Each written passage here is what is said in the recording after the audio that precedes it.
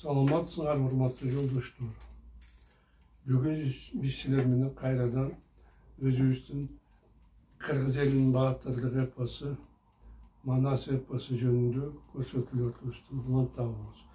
Мен силерге мурдакы көрсөтүүлөрдө Сагынбай Орозбактын вариантынын негизинде 5 томдуу роман жазгандыгым жөнүндө айткан элем. Муналар бердим.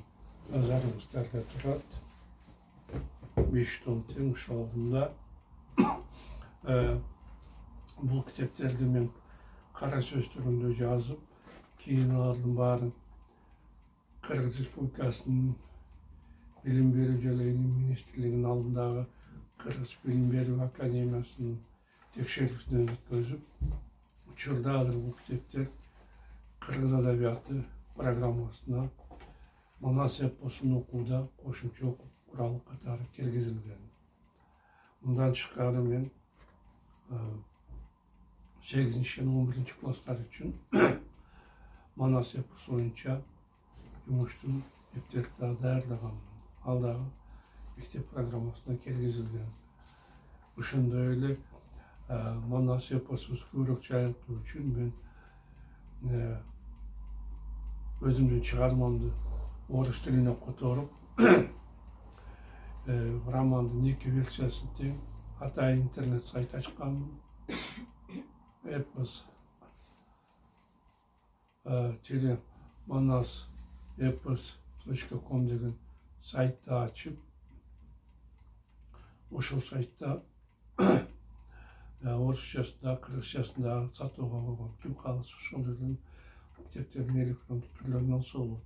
Кимде ким кааласа бул кагаз түрүндөгү китептерди китеп дүкөндөрүнөн же болбосо менден сатып алышы мүмкүн. Ошондой эле мен азыр атайын YouTube каналды ачып, кыргыз жана орус тилдеринде Манас боюнча билимди берип, өзүм романымдан өзүмдү окуп жатамын 2 айдан бери. Мындан тышкары бул Манас эпосубузду көбүрөөк элге жайылсын деп мен орус тилдүү YouTube каналымдагы видеороликтердин баардыгын азыр 112 тилде, дүйнөнүн 112 тилинде субтитрлер менен коштуруп жатамын. Ошого силерден сураныч, ушул Манас эпосубузду жайылтуу максатында өзүңөрдүн тууган уруктарыңарга, тааныш билиштериңерге, жолдошторуңарга ушул канал жөнүндө айтсаңар, алар дагы ушуну көрүп, башка чет мамлекеттерге угушуп, биздин Залкар эпосуну таанышып алышсын. Мына мен силерге кыскача айтайын дегеним ушу. Азыр болсо эми мен өзүмдүн романымды окууну улантамын. Бирок кеч болуп калган эле. Текес хан бул жарык дүйнө менен кош айтышып, жерде былк этпей жатты. Бизге каршылык көрсөтөм деп өзүңдүн түбүңө жеттиң го, кайран эркул. Кейишти башын чайкады Манас. Муну эми эмне кылабыз? Сурады Бакай. Текестин денесин жерге бергиле, буйрук берди Манас. Аскерлерге эскерткиле, калмактар эч нерсесине тийбесин. Алмаңар жырык дүйнөсүн. Не кылабыз калмактын эзилтен жыйган дүйнөсүн. Байлардан союш алсаңар да, чембагалдардын тышкан улагынан көз артпагыла. Манас нааразы болду Бакай. Калмактарды аяп эмне кыласың? Бизди талап тоногондой алардын мал мүлкүн тартып алганыбыз оң эмеспи? Жок аба, макул болгону Манас. Бизге мындай зулумдуктун кереги жок. Дүйнөдөн куруп калгандай башканын мүлкүнө сукалактык кылбайбыз. Менин бул буйругум баарына жеткирилсин. Түшүндүң баба? Түшүндүм баатыр. Бакай колуна кайтуу үчүн атынын башын бурду. Дагы бир сөз. Токтотканбазы.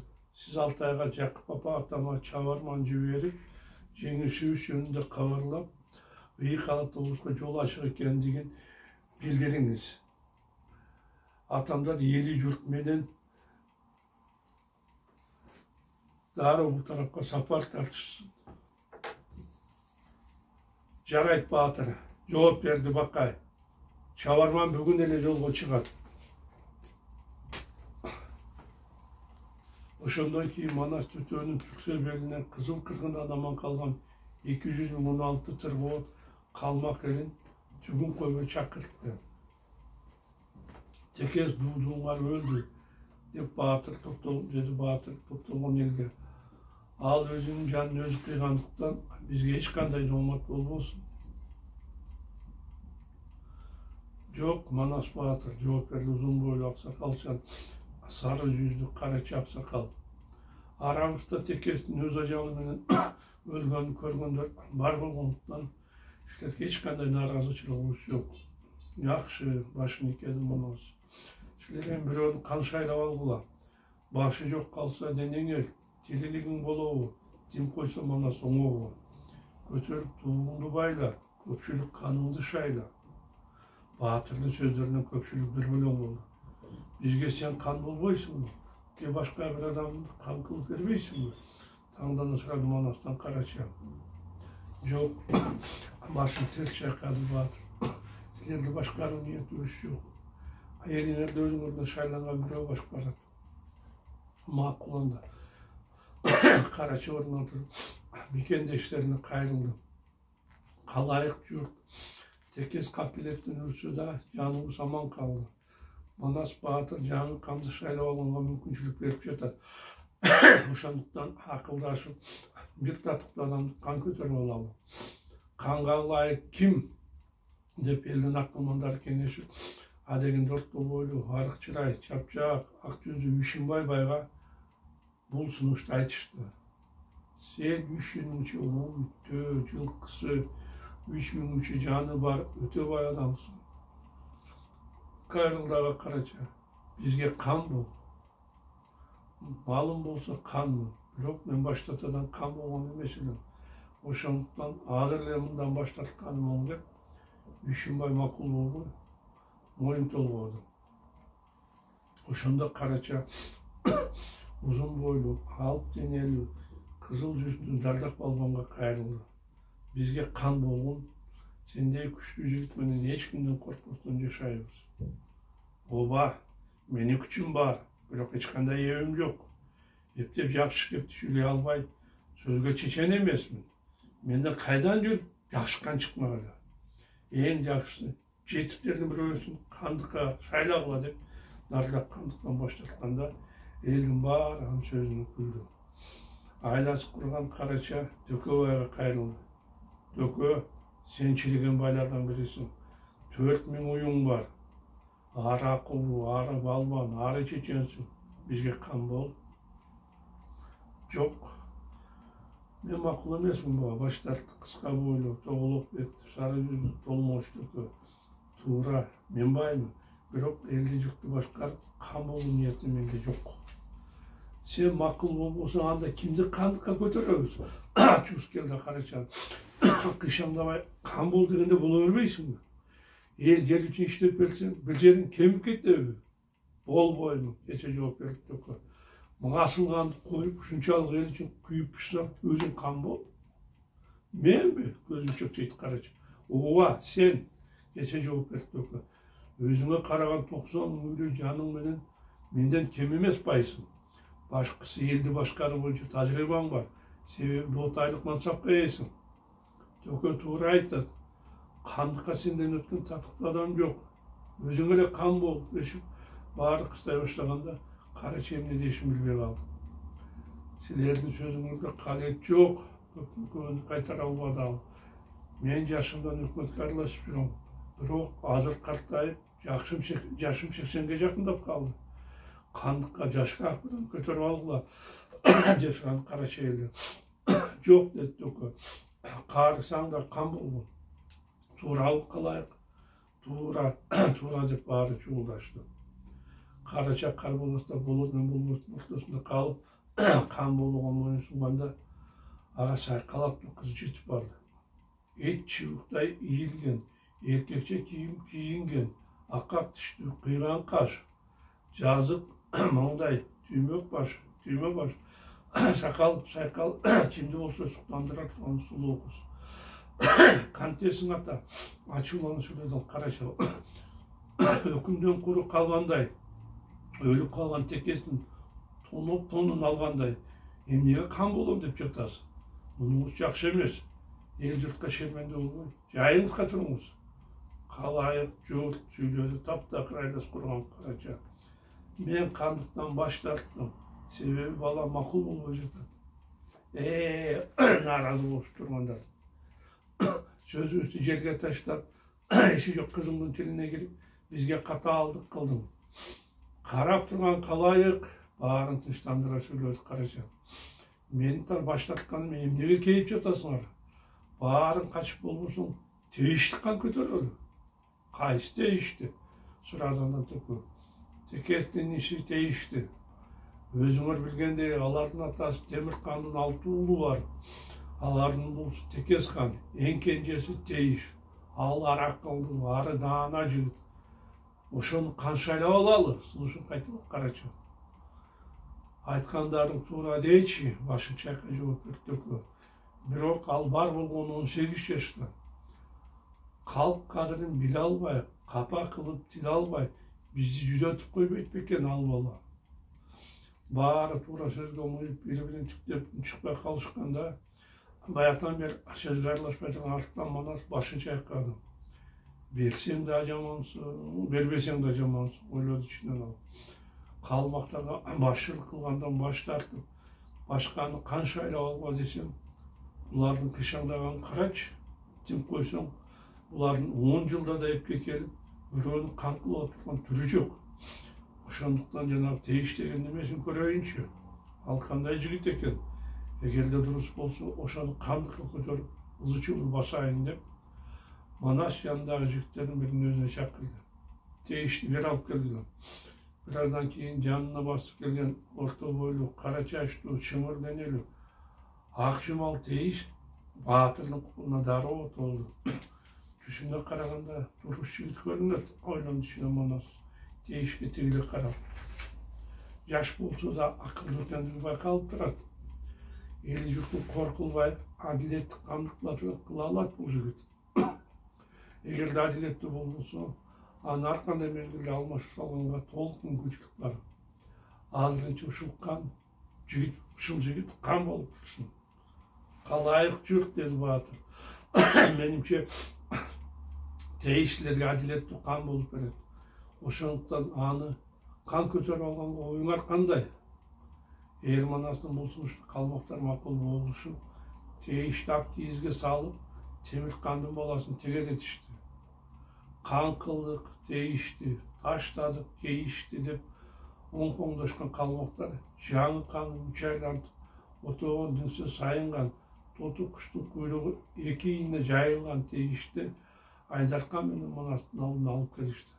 Мырза, сени жашыңда кан кылдык, кандагы кут болсун деп Манас калмактын башына дилде чачканда, Тийиш аябай кубанып, ыраазы болду. Ашпагын, арстан эр. Ак келте мылтык атып, 6 күн жүзө жат. Алла Таала буйрса, биз акын 5-ин паашаны аларбыз. Ага чейин кан болгондун урматына той берип, силер конок болгула, баатыр, деп суранды Тийиш ханым. 11-бап. Тийиш хандын тою жана Манастын кыз сайкал менен биттешкен. Убадасын аткарып, Тийиш хан көтөрүлгөндүн урматына тоюн баштады. Салт боюнча ар кандай оюндар өткөрүлө турган болуп, жеңүүчүлөргө байгелер белгиленди. Ат чабыштын байгесинин башына 400 жылкы, 300 муң, 100 төө коюлду. 40 атка байге сайылып, эң аягы 2 жылкы, 1 төө болду. Ат чапкандар манкан менен кордойду басып өтүп, эчки өлбөсүнүн тушунан мелдешти баштасын деген чечим чыгарылды. Ат жабыш кеңири жолуккан улуттук оюндардын бири. Кыргыз эли өз өмүрүнүн ар кандай кубанычтуу учурун улуттук оюн жооктуруп, көңүл ачуулардан өткөрүп келген. Ат жабыштын бир канча түрлөрү бар. Алар аламан байге, чоң байге, кара жарыш, көр байге, мөрзө байге, кемеге байге деп бөлүнөт. Аламан байгеде аттар орта аралықтарға чабылып, күліктердің жаш өзгөчөлүктөрүнө чек коюлбайт. Чоң байгеде болсо Кыргыздан, Конолуу байге, Кону ат жабыш, Түнөтөр байге деп да атайт. Өтө алыс аралыкка байге сайылат. Буга ашкан күлүк аттар гана катыша алат. Кара жарышта аттар жакын аралыкка чыккан байге сайылбайт. Бул чоң байгенин алдын өткөрүлүп, аттарды сыноо, бой келбетин байкоочу милдетти гана аткарат. Көр байге өлгөндүн урматына өткөрүлөт. Ат жабыштын бул түрү маркумдун жайына койгон учурда чабылып, байгесинен урган айрым буюмдары дүнүйөсү сайылат. Тейиштин тоюну чоң байге өткөрүлө турган болду. Ат жабышка чыккан 900 киши 3-күн болгондо маарага жетип, байгесинин атынан болушуп, аттарын айдап, эчке өлбөскө жөнөштү. Алар күткөндөн кийин тойго келгенде кенен кесир даамтатып, көңүл ачсын деп, Тейиштан 600 карамал, 10 000 кой жыйнатып, белешендигин көрсөттү. Койду сойгула буйрук берди ал. Бул жерде 2 күн коноктоп жатасыңар. Эгерде жетпей калса, чыгып кетип баратсаңар, карамалды да сойгула. Кымыз ичем дегендерге 40 000 бие байлаттым. Каалаганыңарча кымыз ичкиле. Баракелде, азаматсың деп Тейиштен элдин баары ыраазы болду. Аттар айдалып кеткенден кийин башка оюндар башталды. Биринчи болуп күрөшкө балбандар чыксын, жарлык чыгарды Тейишхан. Баш байгеге 9 кара, 1 төө. Күрөшкө казактардан орто бойлуу чыңыр денелүү кара тоору байкап барып чыкты. Калмактар жаңы тууган болуп деп ага каршы чыгуудан баш тартышты. Кыргыздардан майданга орто бойлуу алып денелүү ак жүздүү Спарганын уулу Көкчөөрү чыкты. Күрөш башталганда Көкчөөрү байкапты так көтөрүп, башынан 3 айлантып жерге уруп, аны заматта жеңип алды. Ойбой! Биз кыргыздарга тең келе албайт экенбиз деп таң калган казак калмактардын көңүлдөрү кир болуп, Көкчөөрүгө башка балбан чыкпай, оюн токтотулду. Күрөшкө эч ким чыкпаса, анда баатыр сайышты баштагыла деп Тейишхан кезектеги жарлыгын жарыялады. Күрөштөн кыргыздарга жеңилип, тең келе албагандан намыстанган казак менен калмактар бул жолу мөөрөйдү кыргыздарга бербөөнү чечишти. Бирок сайышка чыга турган эч ким болбой, мен барам сайышка дей албай, баары буйдалып калды. Ошондо намысчыл калмактардан 17 жаштагы сайкал кыз жоого кичи жарагын кийип, 9 класс найзасын толгоп алып, сары буурларды минип майданга чыкты. Кана талапкер болсоңор чыккыла, үстүнө кызыл жибек чепкен кийген айдаткан колунда камчысын түрүп айгай салды. Бул эсилген күнгү жыккыла, аялдан эркек качпайт, атага кара мындай баспайт. Андай шашаппаңыз, баатыр, акырын сүйлөдү айдаткандын жанында турган Тейишхан. Бул кыз тегин эмес. Аны биздин журт тек атасын Долтай Бек дейт. Канчанан калмактын баатырларын сайкалга алып жетпей койду. Ошондойбу, көздөрүн бакырайт айдаткан. Сайкалдын кабарын мурдатан угуп жүргөнбү, белгисиз, бирок ага каршы бир да кыргыздын балбаны чыкпады. Майданга кышаш керек экен болсо, чак түшүп болгонго чейин ага жан киши барбады. Ошондо Бердике, Акбалта, Бакай кыргыздарга кайрылып, ач кыйкырыкты салышты. Эмнеге унчукпастан намысты берип жатасыңар? Аялдан качкан не жору? Чыккыла сайышка. Мындай ачуу кайрылуудан кийин эле эч ким сайкалга каршы чыккан жок. Натыйжада казактар менен калмактар байгени таймашсыла турган болду. Буга азаланган Манас жанындагы баатырлар ашата сөктү. Баарыңа денеби туубай калсын, кыйкырдап. Аялга сайыштырып, арымды кетириңер. Ал арканча баатыр болгон менен аты качы го, аксаргыл атталып келди. Манас ачуусу менен бар жарагын байланып, кары жүзүн айланып, сыр найзасы колдоюп, аксаргыл атты менен майданга чыкканда сайкал ичинен кубанып кетти. асмандан изеген жерден табылбадыбы, ичинен тууңдадым. Муну кыйын эртешкен эле. Ал элибизди аябай жүдөтүп, канчаган элдер нөмірін кыйды. Эми андан өчө алаткан мезгил келиптир. Манасты өлтүрүп, кыргыздын журтун кырайын, кыйынын окус кылайын. Сайкал сарала байрак найзасын колго имерип алып, сары буурун тулпарына камчы салды. Манас утурлай бастырып, балбан кызга жете келип, анын аябай сулуу экендигин көрдү. Жазы маңдай, жайык түштү, кобул мурунду, көкар көздүү Сайкал Баатырдын жүрөгүн сууруп алгандай болду. Өзүм алчу кыз экен, кубанып кетти ичинен Манас. Катуу сайсан кокустан өлүп калбасын. Ушундай өлөм туткунда болгон Баатыр сайышы башталганда кыздын оң далысынын мөрүнө оңдоп, жарым күчү менен найза салды. Сайкал аны кагып жиберип, төшүнө найзасы менен урганда, Манас көзүнөн от жагылып, элден кулап кетейин деп араң карманып калды. Аябай чусу келген Баатыр Сайкал менен бар күчүн жумшап чабыша турган болду. Кыз каңгайлап ураган чакырып, Манасты кайрадан найза менен сайды. Ал Манастын оң колтугун жүрүп, аркасынан оркоюп чыгып калды.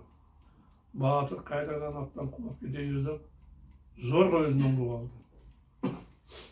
Тай чабым жерге чейин эки Баатыр жанаша чабып барышканда, Манастын колтугунда найза соноңдоп жүргөн көргөн казак калмактар аны шыңындап күлө башташты. Намысына келе чыккан Манас сол колунан Сайкалдын оң капчыгын кармап тартканда, кыз колуна барбады. Ургачыны жыга албасам, өлгөнүм ошол. Кызга алдырсам, кылым угар кеп болот. Какагага мыштаган болуп, ак кулан ат жабышка салганымды карабайсыңбы? Ак саргыл ат чабалдык жатпайбы деп ызаланган Манас жакасына кол сунганда, Сайкал жалданып, ай балтасы менен аны башка чапты.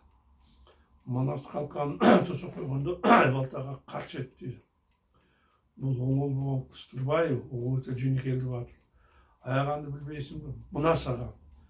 Балбан сол колун ай балтасын алып, кызды как чокуга салды. Сайкал калканын тосо коюп, Манасты оң далынан алып, ат күчүнө салып, аны удара тартууга аракет кылды. Кыз атына камчы салганда, Баатыр элден кыйшайып, үрөңгүдөн бутутайып, оодарылып түшүнө аз эле убакыт калды. Ага жеткирбей ак балтанын чубагы эки Баатырдын ортосуна чаап келди. Бул жерде эң иш эмес, сайыш болуп жатат. Силер сайышкыла деп чубак Сайкалдын атын башка чапты. Ошондо сары бууру жалт этип үркүп кетти. Карап турган элдин баары Сайкалдын балбандыгына таң калды. Эгерде чубак болгондо, ал сөзсүз Манасты жеңет эле. Муну түшүнүп, кыздын тарабын алган казактын узун бойлуу кара тоору элдөгө балбан ортого чыкты. Ой, кызыталак кыргыздар, кыйкырды догу. Балбаныңар бир кыз менен жанышып жатса, эмнеге аны экөөлөп жатасыңар? Анткени бул жерде эң иш эмес, сайыш болуп жатат. Ачууланып жооп берди огочу. Сайбай, иңем деген санталак казак кайсы иш? Окуш жаракты эки тарап койгулашып, урушту баштабасын деп чочулаган, казактан айдарткан, кыргыздан Бакай ортого ат чаап чыгышканда ызычуу башталды. Ошондо алар тейишканды калыстыкка чакырышты. Койгула туугандар кейишти, жоошто сүйлөдү ал. Эки жаш бала чабышса, силер мынтип кур намыска алдырып, ортоңор ынтымакты бузбагыла, экөөнү ажыратып койгула. Аксакалдар макул болуп, Бакай Манасты, калмактар Сайкалды эки тарапка бөлүп кетишти. Мына, урматтуу жолдоштор, бизге бөлүнгөн убакыт соңуна жетти. Мен силер менен кошошомун. Кайрадан жолугушканча саламатта болгула.